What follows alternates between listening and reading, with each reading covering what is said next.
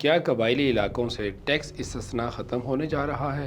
ذرائع کے مطابق حکومت آئندہ بجٹ میں سابقہ قبائلی علاقوں کو حاصل انکم ٹیکس اور ود ہولڈنگ ٹیکس کی چھوٹ ختم کرنے پر غور کر رہی ہے۔ اگر یہ فیصلہ منظور ہو گیا تو 1 جولائی 2026 سے ان علاقوں فاٹا اور باٹا کے افراد اور کمپنیوں پر بھی ملک کے دیگر حصوں کی طرح عام ٹیکس قوانین لاگو ہوں گے۔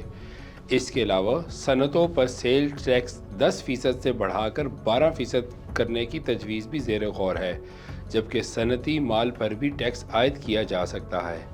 ماہرین کا کہنا ہے کہ اس سے حکومت کو اربوں روپے اضافی آمدنی حاصل ہوگی، لیکن کاروبار اور صنعتوں کے اخراجات بڑھنے کا بھی خدشہ موجود ہے۔ حکومت کا موقف ہے کہ یہ اقدامات IMF کے ساتھ جاری مذاکرات اور ٹیکس نظام کو وسیع کرنے کی پالیسی کا حصہ ہیں۔ ٹیکس استثنا ختم ہونے سے کیا اثرات پڑ سکتے ہیں، یہ جاننے کے لیے وی نیوز کی ویب سائٹ کا وزٹ کیجیے۔